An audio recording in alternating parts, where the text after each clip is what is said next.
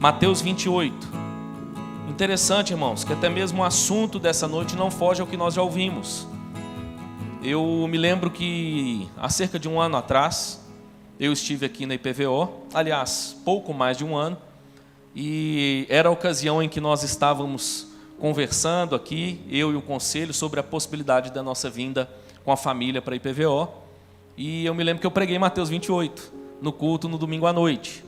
Eu me lembro que era um culto festivo, de recepção de membros, o tempo era mais escasso, e eu tinha 20 minutos para poder compartilhar com os irmãos algo acerca desse texto.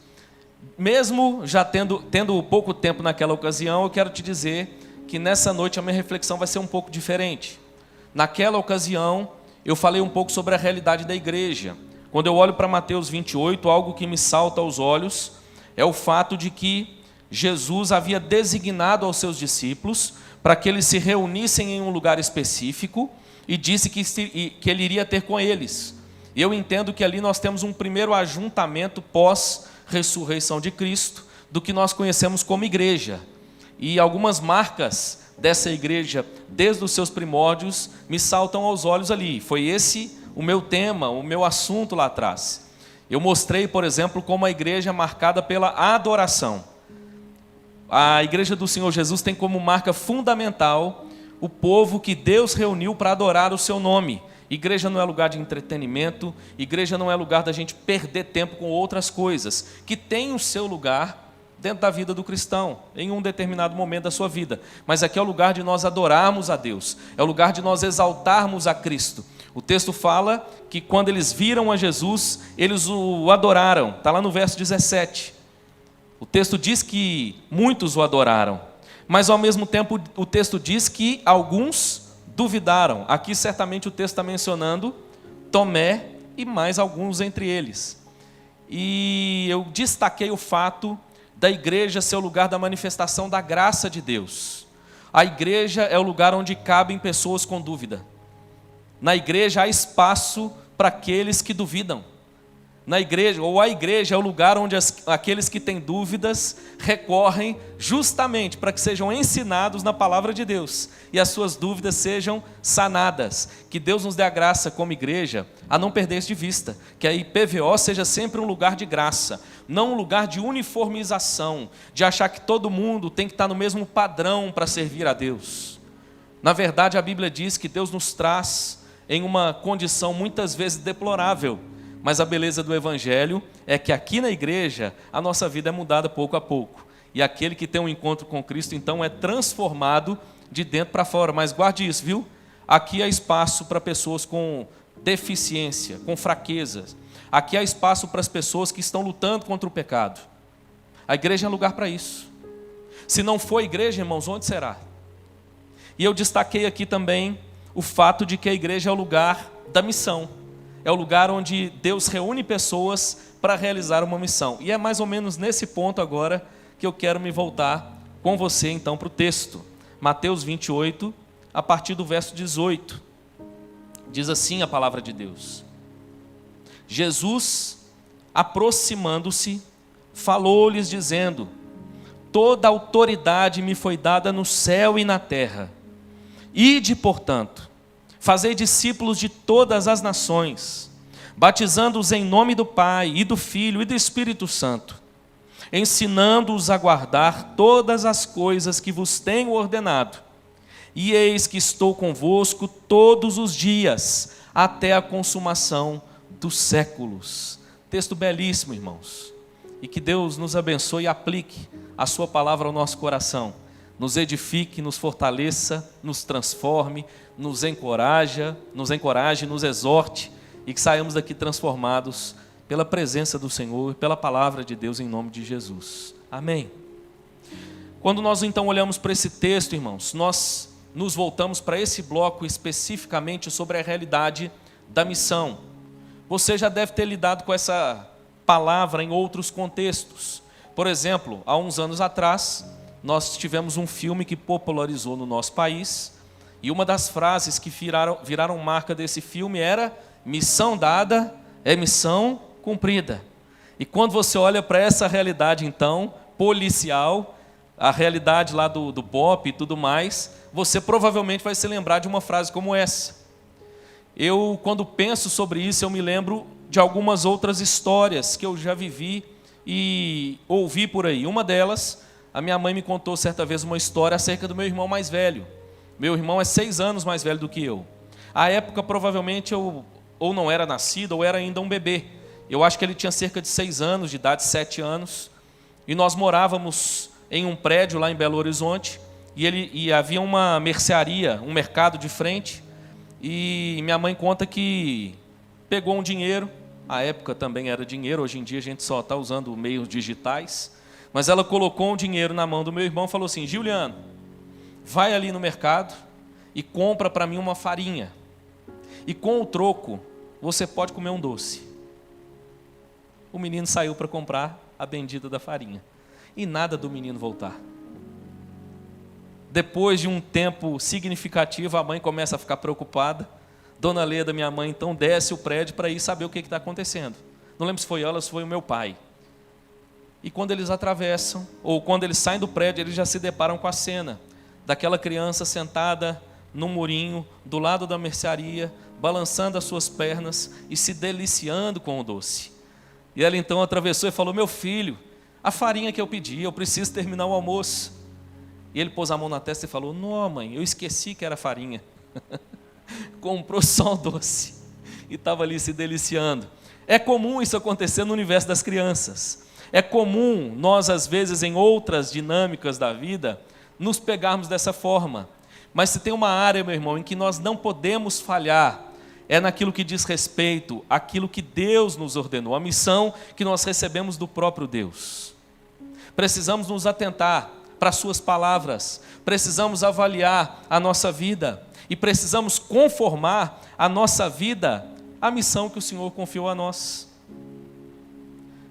Teria outras histórias aqui, mas eu quero ganhar tempo e quero prosseguir com você então, olhando um pouquinho e pensando um pouco a respeito do contexto dessa passagem e tudo aquilo que ela representa. Quero te dizer que Mateus 28, ele pode ser lido e considerado à luz de Mateus 10. Lá em Mateus 10 nós temos a primeira descrição do momento em que Jesus comissiona discípulos. Ele separa discípulos de 2 a 2 e ele envia esses discípulos. Qual a diferença de Mateus 10 e Mateus 28? Em Mateus 10, a missão que Jesus dá a seus discípulos, ela se resume a anunciar o evangelho para os judeus. Lembra daquilo que João diz no capítulo 1 do seu evangelho? Ele veio para os que eram seus. Então, em primeiro lugar, ele envia discípulos para que eles então percorressem as cidades, anunciando o evangelho do reino. Mateus 28 agora nos mostra a maneira como essa missão se expandiu. E agora Jesus está enviando discípulos a todas as nações. Jesus está enviando os seus discípulos a todos os lugares.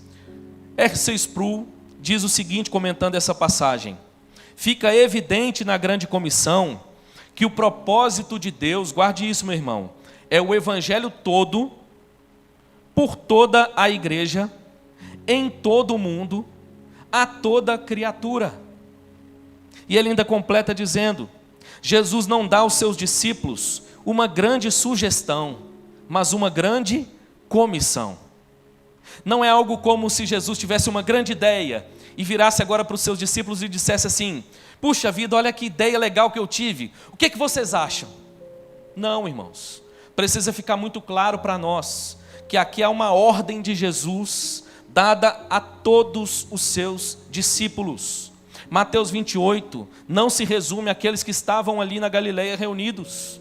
Mateus 28 também diz respeito a nós. Na semana passada, eu compartilhei aqui com os irmãos o Evangelho de Lucas, capítulo 14, e eu comecei a falar um pouco sobre discipulado. Estamos, inclusive, como tema desse ano, falando sobre fazer discípulos. E eu disse aqui na semana passada o que significa discipulado, o que é discipulado. E eu expliquei que discipulado, na verdade, são duas pernas, se resume em duas características. E semana passada, então, eu falei sobre a primeira delas.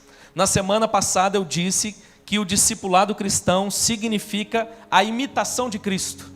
Somos chamados para segui-lo, somos chamados para ser seus discípulos. É interessante que, inclusive, a palavra cristão, que aparece na Bíblia, mas ela aparece pouquíssimas vezes, se tornou mais utilizada na igreja dos nossos dias do que a palavra discípulo.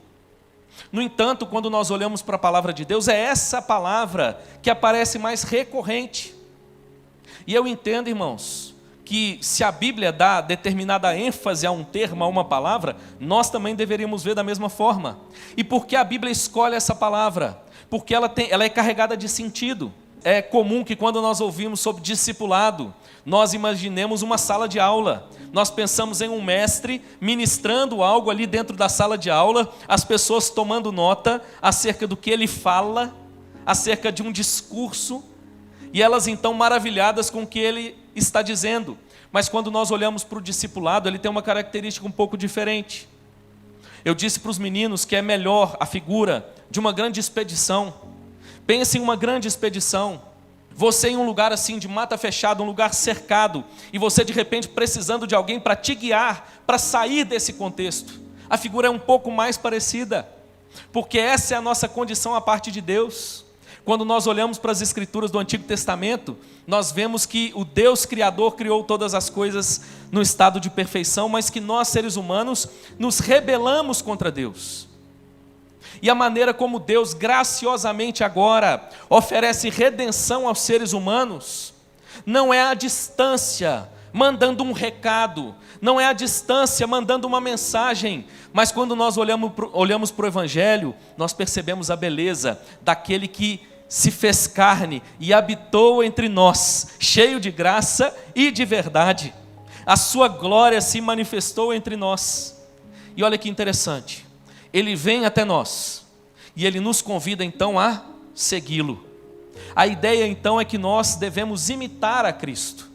A nossa vida então enquanto discípulos, ela se torna um cotidiano de busca, de nos parecermos cada dia mais com Cristo, de seguirmos os seus passos, seguirmos o seu exemplo. Pastor Jonas Madureira, no livro Custo do Discipulado, inclusive, e isso eu compartilhei aqui na semana passada, ele mostra para nós, ele fala sobre 3 demandas do discipulado. Jesus foi muito claro em dizer quem é que podia ser seu discípulo. Ser discípulo de Jesus não é uma decisão que parte do homem. Ele deixa claro para nós, inclusive no Evangelho segundo Mateus, que é Cristo quem convida a ser seguido. E Cristo então apresenta claramente quais são as demandas do discipulado. E ele diz, não é possível ser meu discípulo sem abandonar algumas coisas. É necessário que você atenda 3 demandas. E eu disse aqui semana passada quais são elas. A primeira delas é um certo tipo de amor. Jesus diz que ele deve ser amado acima de todas as coisas. Se Jesus não for o nosso amor maior, já não há lugar mais para ele. Se o meu e o seu coração ama mais a nós mesmos do que a Cristo, nós não somos seus discípulos. Jesus disse para nós ali ainda, em Lucas 14, em segundo lugar, que a segunda demanda do discipulado é um certo tipo de sofrimento. Ele deixou claro que aqueles que quisessem ser seus discípulos deveriam estar dispostos a sofrer pelo seu nome. Eu expliquei aqui o que significa tomar a sua cruz e segui-lo, que é muito usado na nossa cultura de maneira errada. Quando a pessoa está com um problema no casamento, ele fala assim, essa é a cruz que Deus me deu, de repente se referindo ao cônjuge. Quando ela tem dificuldade com o seu trabalho, às vezes ela fala, é a cruz que eu tenho que carregar. E na verdade não é disso que a Bíblia está falando. Quando a Bíblia diz que é necessário que o discípulo tome a sua própria cruz e o siga, ali Jesus está deixando claro para nós que há um certo tipo de sofrimento que acompanha os seus discípulos. Primeiro, nós sofremos por causa do pecado. O ímpio não. O ímpio, enquanto peca, ele celebra, ele se alegra. O verdadeiro cristão que conhece a palavra de Deus e discerne o certo do errado, ainda que ele venha a falhar, isso causa tristeza ao coração. Há um certo tipo de sofrimento. Há um certo tipo de sofrimento diante das pessoas por se identificar com Cristo. E finalmente, Jesus termina aquele bloco dizendo para nós, irmãos, que há um certo tipo de desapego que é necessário para sermos seus discípulos. Jesus diz que é necessário renunciar a tudo que nós temos. E eu disse aqui na semana passada que Jesus não está dizendo que é necessário fazer voto de pobreza. Não é necessário entregar os seus bens no sentido de que você não pode possuí-los. Na verdade, o que Jesus está ensinando para nós é que o seu discípulo não pode ser possuído pelos seus bens. Nada nesse mundo pode nos amarrar, pode nos prender e nos impedir de viver para a glória de Deus. Então tudo que nós possuímos precisa ser visto como uma grande dádiva, precisa ser visto como um grande presente, e nós precisamos então nos enxergar como mordomos desse Deus maravilhoso. Primeira perna do discipulado. Jesus então nos fala sobre a imitação de Cristo. Jesus então nos ensina sobre o ato de segui-lo. Mas olha que interessante, há uma segunda perna. E como eu disse aqui na semana passada, nós não podemos separar as duas coisas a não ser com propósitos didáticos. Nós separamos no ensino, mas na prática as duas estão interligadas. Se a primeira é o ato de seguir a Cristo ou o ato de imitar a Cristo, a segunda é o ato de ajudar outras pessoas a seguir a Jesus, ou o ato de ajudar outras pessoas a imitar a Cristo. Disse muito claramente, quero repetir hoje, nós não podemos separar as duas coisas. O verdadeiro discípulo de Jesus é aquele que entendeu essas demandas do discipulado, e ele está seguindo Cristo, ele está nessa empreitada de imitação de Cristo, mas ao mesmo tempo, enquanto ele olha para Cristo, enquanto ele imita Cristo, ele convida outros para que também sigam esse mesmo caminho. Ele ajuda outros na sua jornada, anunciando o Evangelho, estendendo a mão e ensinando a palavra de Deus. Ao mesmo tempo, é impossível que alguém se torne um missionário, um arauto, um proclamador do Evangelho, sem que ele de fato seja um discípulo de Jesus. Muitas vezes, na nossa cultura idealista, nós ouvimos algumas pessoas dizendo acerca de um ideal que elas desejam viver, de viver para o ministério, de se tornar um missionário, mas muitas vezes essa pessoa não entendeu que essa vocação foi dada a todo cristão, e essa vocação foi dada a todo discípulo e deve ser exercitada desde o primeiro dia em que ele conheceu a Jesus. Nós não só agora estamos nessa empreitada, olhando para Cristo e buscando nos parecer com Ele, buscando imitá-lo, como nós também estamos olhando para aqueles que estão pelo caminho, entendendo a nossa missão de proclamar acerca desse Evangelho, para que eles também possam ouvir acerca dessa verdade, possam crer nessa graça maravilhosa. E quando nós então olhamos para esse texto que nós lemos, irmãos, eu quero destacar aqui algo muito bonito. Há uma característica muito curiosa aqui da grande comissão. Alguns sistematizam esse texto aqui, e eu concordo com eles, da seguinte forma: nós encontramos aqui uma ordem, um método tríplice e uma promessa. Em primeiro lugar, eu quero destacar a ordem. A grande comissão é composta por uma ordem. Verso 19: Ide, portanto, fazei discípulos. É muito claro, irmãos, que aquele que teve um encontro com Cristo, ouviu acerca do amor de Deus, da sua graça maravilhosa, ele tem agora um dever para com o seu Senhor. E esse dever é fazer outros discípulos de Cristo. O verbo principal nesse verso não é o verso ide, é o verso fazer. Mas eu vou falar um pouco mais sobre isso daqui a pouco. Mas quando nós olhamos então aqui, irmãos, com muita clareza, nós percebemos que há uma ordem que foi reportada a nós. Precisamos fazer discípulos de Cristo. Me desculpe, meu irmão, mas a minha impressão é que a cultura evangélica brasileira tem se descolado dessa realidade. Infelizmente, nós temos cedido à pressão do nosso tempo.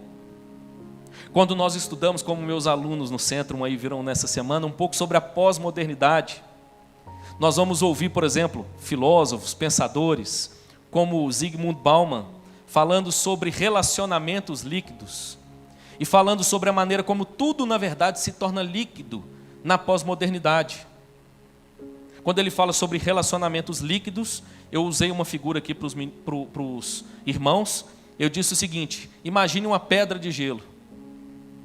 Agora imagine você tentando segurar 200 ml de água na sua mão.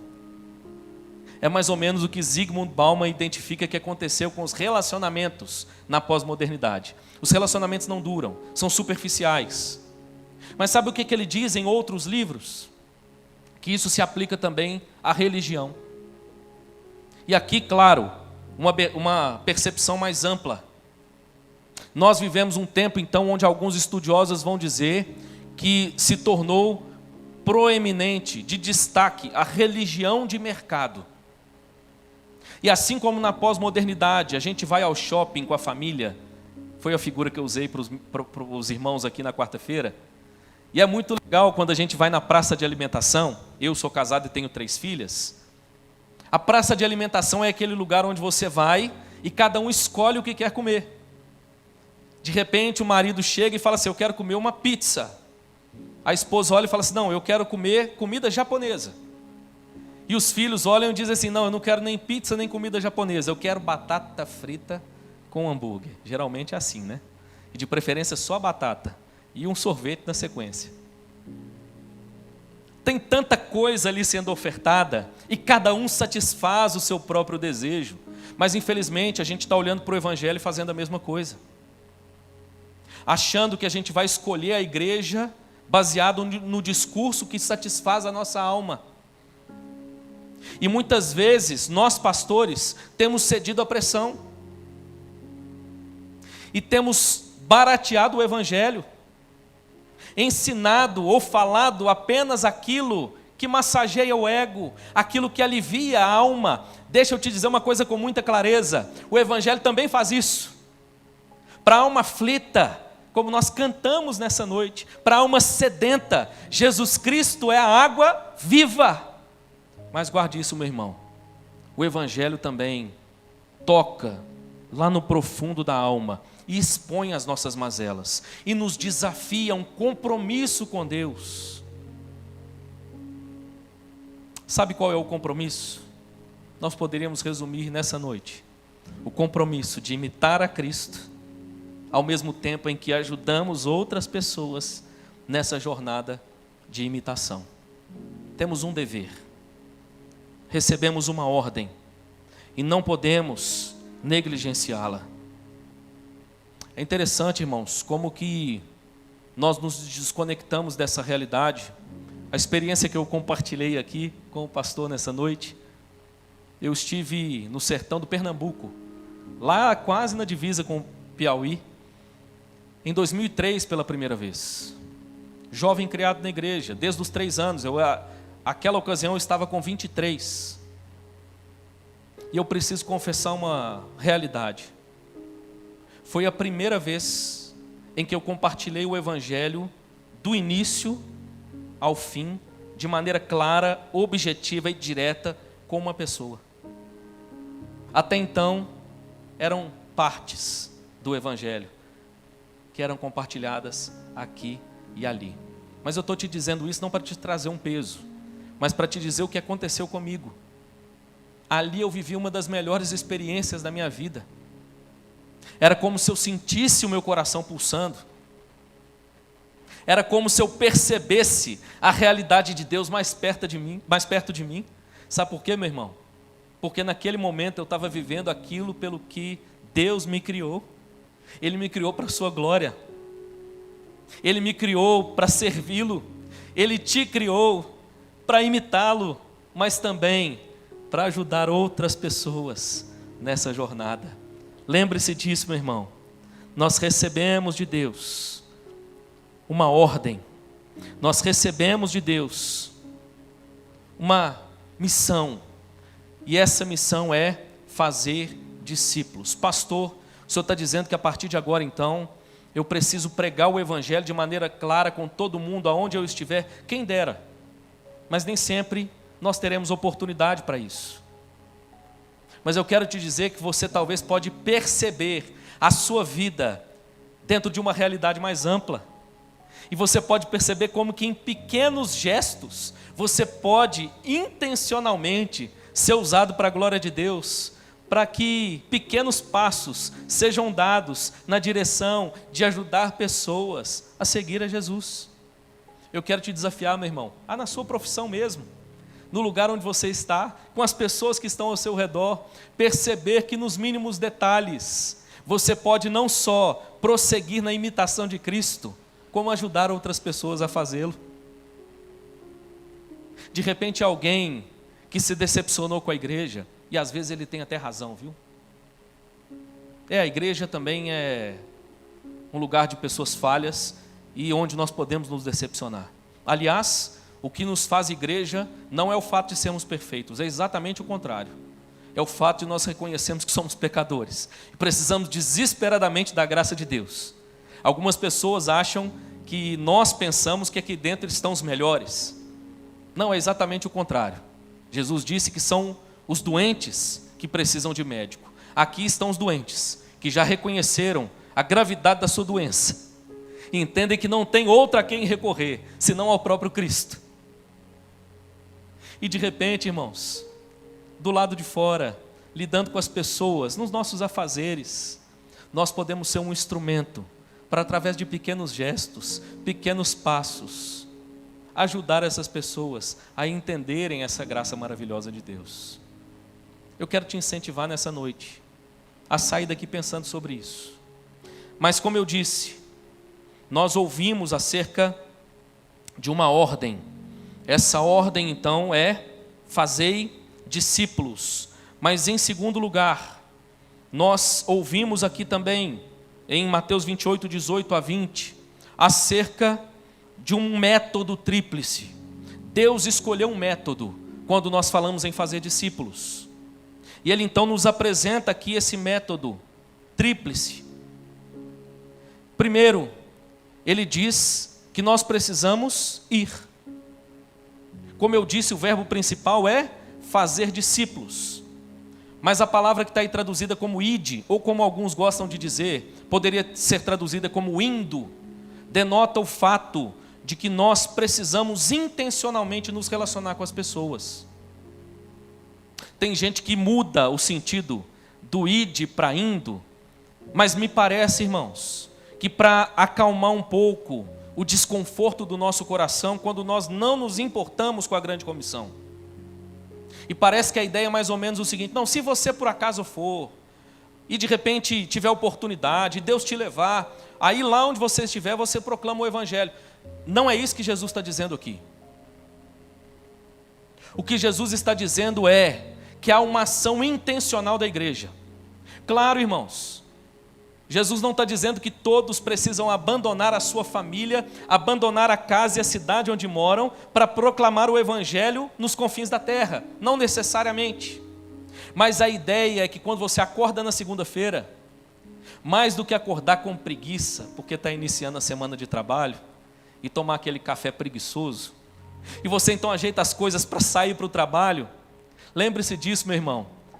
É nesse movimento que você pode fazer um outro movimento intencional, de ir na direção das pessoas, intencionalmente, para que a graça de Deus, o Evangelho de Deus se manifeste. Deixa eu ser mais claro ainda. Quando nós olhamos para Filipenses capítulo 2, nós ouvimos uma verdade maravilhosa. Filipenses 2, de 5 a 8, vai falar para a gente acerca da encarnação de Cristo.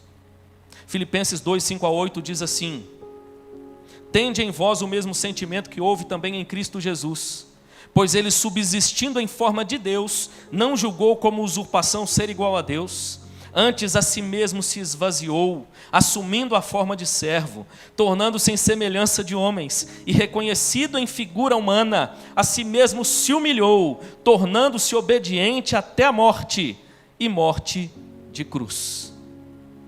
Se você percebeu, Paulo começa no verso 5, dizendo que nós precisamos ter o mesmo sentimento.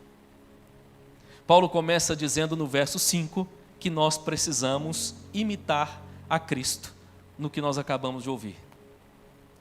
Jesus Cristo, sendo Deus, olhou para a nossa condição miserável e se humilhou, se fez carne e habitou entre nós.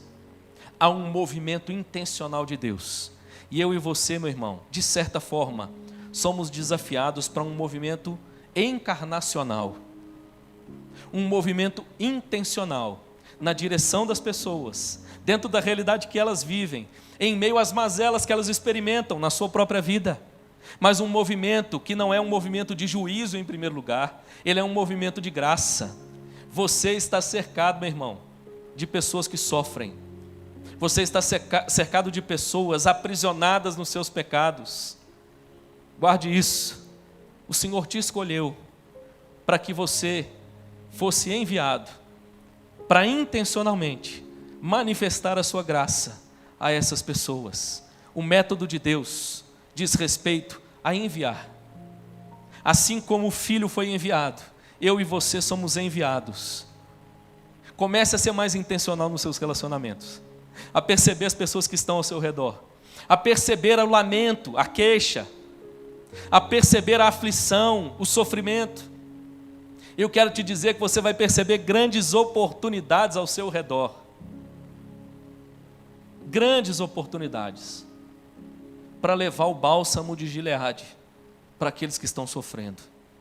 Somos desafiados nesse método tríplice a entender, em primeiro lugar, que somos chamados então a ir. Em segundo lugar, somos chamados então a batizar. O método de Deus inclui a encarnação, o movimento intencional na direção das pessoas. Mas olha, esse movimento não é um movimento descompromissado. Nós não somos chamados a ir para as pessoas simplesmente para oferecer um pouco de paz, um pouco de alento, mas para desafiá-las a uma decisão. Está aí no texto, irmãos. Ide, portanto, fazei discípulos de todas as nações, batizando-os em nome do Pai e do Filho e do Espírito Santo. Isso significa que o Evangelho, irmãos, por mais que ele seja uma boa nova, ele inclui um compromisso, uma responsabilidade. Somos desafiados pelo Evangelho, e nós somos desafiados, somos convidados a, enquanto realizamos a missão, desafiar outras pessoas a se posicionarem diante de Deus, ou permanecer em rebelião contra Deus, ou receber a sua maravilhosa graça, se unindo a Ele na missão que Ele está realizando. Nossa geração é uma geração, irmãos, que começa a ver isso. Um medo do compromisso, um medo do desafio. Nós estamos cada dia mais relativizando essa ideia. Por exemplo, é comum nós ouvirmos na igreja acerca dos voluntários. Não, porque a igreja é cheia de voluntários. Geralmente quando as pessoas falam isso, o que elas estão querendo dizer? O pastor, a secretária, o zelador é contratado. Ele recebe salário, então ele não é voluntário. Ele é obrigado a fazer. O restante são as pessoas que tiram um tempo na semana e dizem assim: eu vou me voluntariar para servir ao Senhor em alguma coisa. Desculpe, meu irmão, Igreja do Senhor Jesus não existem voluntários. A Igreja do Senhor existem servos. Todos nós fomos chamados a servir. Perceba, há uma decisão de compromisso em relação a Cristo. E como é que essa decisão é evidenciada? Pelas águas do batismo. No dia em que alguém publicamente declara: eu pertenço a Jesus, Ele é o meu Senhor, eu não sou mais escravo do pecado, mas eu sou escravo de Cristo, eu sou servo de Cristo, e estou disposto a obedecê-lo até a última instância. Terceiro, esse método também inclui o ensino. Olha o que diz o verso 20: ensinando-os a guardar todas as coisas que vos tenho ordenado. O ensino aqui, irmãos, como um instrumento de capacitação. Somos desafiados a ir. E no nosso envio, nós somos desafiados a desafiar as pessoas a uma decisão em relação a Cristo. Mas mais do que apenas um desafio, somos também desafiados a oferecer a elas as ferramentas que o Evangelho oferece, para que elas vivam a imitação de Cristo, para que elas experimentem essa capacitação de Deus. Muitas vezes olhamos para a fé evangélica, irmãos, e para a realidade da igreja, e nos confundimos um pouco. Nós dissociamos o discurso da prática. E Jesus está dizendo que o discipulado também inclui o ensino extensivo. Enquanto pastor, meu irmão, eu me pego várias vezes voltando para esse texto. Às vezes a gente tem a sensação de que já pregou tanto sermão. Esses dias eu me peguei fazendo umas contas, e até mencionei isso aqui. E a gente olha e fala, puxa vida, mas é tanto sermão, semana após semana. O que mais que falta ensinar? E de repente, quando nós nos voltamos para Mateus, capítulo 28, verso 20, eu me lembro, todas as coisas. Olha, e eu acho que eu ainda estou longe de dizer que eu já cumpri o que esse texto está dizendo. Mas guarde isso, é mais do que um ensino formal, através dos lábios. É um ensino que inclui vida na vida, caminhar com as pessoas, ensiná-las a fazer. Eu me lembro de Deuteronômio 6 quando eu falo disso. Olha o que diz Deuteronômio 6 a partir do verso 6. Estas palavras que hoje te ordeno estarão no teu coração, e tu as inculcarás a teus filhos, e delas falarás assentado em tua casa, e andando pelo caminho, e ao deitar-te, e ao levantar-te. Também as atarás como sinal na tua mão, e te serão por frontal entre os olhos, e as escreverás nos umbrais de tua casa, e nas tuas portas. O que a palavra de Deus está nos ensinando desde o Antigo Testamento, é que o ensino precisa se tornar, para nós, uma realidade constante do nosso viver. Pai, de repente, no discipulado do seu filho, a grande oportunidade que você terá para ensiná-lo acerca do Evangelho, pode acontecer enquanto vocês assistem um filme ou um seriado. E de repente o seu filho vira e fala assim, pai, mas o que é isso aqui? Isso é normal? E de repente vai ser a oportunidade de você dizer, é comum, mas não é normal. Assim vive um homem sem Deus. Mas o Evangelho de Jesus Cristo, perceba, nos detalhes cotidianos, nós temos a oportunidade, meu irmão, de conduzir a nossa família, aqueles que estão perto de nós, nessa jornada da imitação de Cristo. E finalmente, para nós terminarmos, quando nós nos voltamos para o final do texto, final do verso 20, nós percebemos que a grande comissão também é composta por uma promessa maravilhosa. O texto diz o seguinte, e eis que estou convosco todos os dias até a consumação do século. Esse texto é tão bonito, tão citado. Nós gravamos expressões como essas com frequência, mas eu quero te dizer que ela não se aplica a todas as pessoas. Não, essa promessa não é para todas as pessoas. Essa promessa é para aquele que entendeu o custo do discipulado e se tornou discípulo de Cristo, o imitando. Mas mais do que isso, aquele que entendeu que ser discípulo de Cristo implica em ajudar outras pessoas a imitá-lo. E Jesus está deixando uma promessa. Enquanto você faz isso, eu estou com você. Você tem a minha bênção, você tem a minha autoridade, você tem a minha capacitação. É interessante, irmãos, porque o Evangelho de Mateus termina reafirmando a promessa com a qual ele começa. Se você se voltar para Mateus capítulo 1, você vai ouvir o seguinte no verso 23.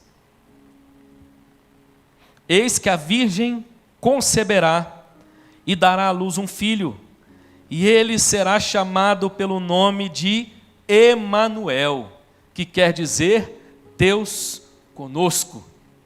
Quem ouve Mateus 1 se alegra, e em geral nós gostamos de repetir isso no Natal, nas nossas cantatas. Se alegra porque a promessa de Deus foi enviada. A virgem concebeu, a virgem deu à luz um filho. E quem é esse filho? Emanuel, o Deus conosco. Mas agora esse filho cresceu, se tornou homem. Esse filho então escolheu discípulos para segui-lo, ensinou esses discípulos, permitiu ou os conduziu a verem tudo aquilo que ele realizou, os seus milagres, os seus ensinamentos. Mas ele foi conduzido à cruz do Calvário, foi crucificado e morto. Louvado seja Deus, ele ressuscitou. Mas olha, aqui é o momento em que ele está se despedindo dos seus discípulos. Lembre-se disso. Essas palavras, elas de certa forma antecedem a ascensão de Cristo. Mas ele novamente deixa uma promessa para os seus discípulos: eis que estou convosco todos os dias, até a consumação do século. Quando nós olhamos para o mundo no qual nós vivemos, para algumas pessoas talvez isso seja mais difícil de perceber. Como pode, em meio a guerras, como pode, em meio a tanto sofrimento, pensar acerca dessa realidade, de um Deus de paz, amor e graça no meio de nós? Infelizmente, nesse momento, tem muita gente chorando e lamentando as suas perdas. Mas se você é discípulo de Jesus, Ele deixou para você uma promessa.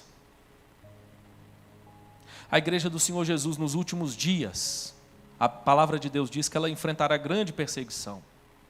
Não sabemos se isso se aplica à nossa geração. Isso assusta algumas pessoas. Mas lembre-se disso, meu irmão. A promessa é a mesma. Mesmo se isso vier nos nossos dias. Eis que estou com vocês todos os dias. Mas para quem é a promessa? A promessa não é para todos. A promessa é para aqueles que entenderam o custo do discipulado, se tornaram seguidores de Jesus, estão imitando a Cristo, mas enquanto olham para Ele e o imitam, também se ocupam de ajudar outros nessa jornada de imitá-lo. Meu irmão, fomos chamados para seguir a Jesus. Jesus continua presente no meio da sua igreja. Olha, tem muita gente precisando ouvir isso. Eu e você somos um instrumento que Deus escolheu para que essa verdade seja anunciada. Que Ele nos use na nossa simplicidade, na nossa imperfeição, na vida daqueles que estão perto de nós, em nome de Jesus. Amém? Você pode orar comigo assentado mesmo? Quero te convidar a fechar os seus olhos. Senhor Deus, te damos graças nessa noite, pelo privilégio, Pai, de ouvir o Teu Evangelho, a Tua Palavra. Ouvimos palavras tão doces, tão preciosas, como diz o salmista no Salmo 19, a Tua Palavra é mais preciosa do que o ouro mais puro, é mais desejável do que o mel mais doce. E nós reconhecemos isso, ouvimos tantas verdades preciosas, maravilhosas, que trazem alento ao nosso coração, mas, Senhor, entendemos claramente que somos desafiados, primeiro, acerca do custo do discipulado. O próprio Senhor Jesus quem nos disse que nem todo que me diz Senhor, Senhor entrará no reino. Senhor, mas eis que nós te seguimos, tudo deixamos e te seguimos. E como alegra o nosso coração, ouvir como os teus discípulos ouviram, as promessas que o Senhor tem deixado a nós, aqueles que seguem ao Senhor. Senhor, fomos lembrados nessa noite que seguir ao Senhor implica em obedecer a uma ordem, em utilizar o método que o Senhor deixou, e a confiar na promessa que nos foi também entregue. Senhor, renova nos nossos corações a percepção da intencionalidade que o Senhor deseja em cada um de nós para realizarmos essa missão. Tem tantas pessoas perto de nós sofrendo, tantas pessoas que ainda não conhecem o Evangelho, não conhecem acerca da Tua graça, da Tua paz, da Tua bondade. Usa-nos para a Tua glória. Que sejamos arautos dessa verdade preciosa do Evangelho para essas vidas em nome de Jesus, seja na nossa simplicidade, no nosso pouco saber, nas limitações que nós temos, mas que possamos intencionalmente compartilhar tudo que pudermos, para que essas pessoas também tenham a oportunidade de responder a esse Evangelho. Senhor, nós te louvamos pela Tua palavra, te louvamos por essa doce promessa, como alegra e alenta o coração nessa noite. Relembrarmos essa doce e poderosa promessa. O Senhor está conosco até a consumação do século. Nós te louvamos pela Tua palavra e assim oramos em nome de Jesus. Amém e amém.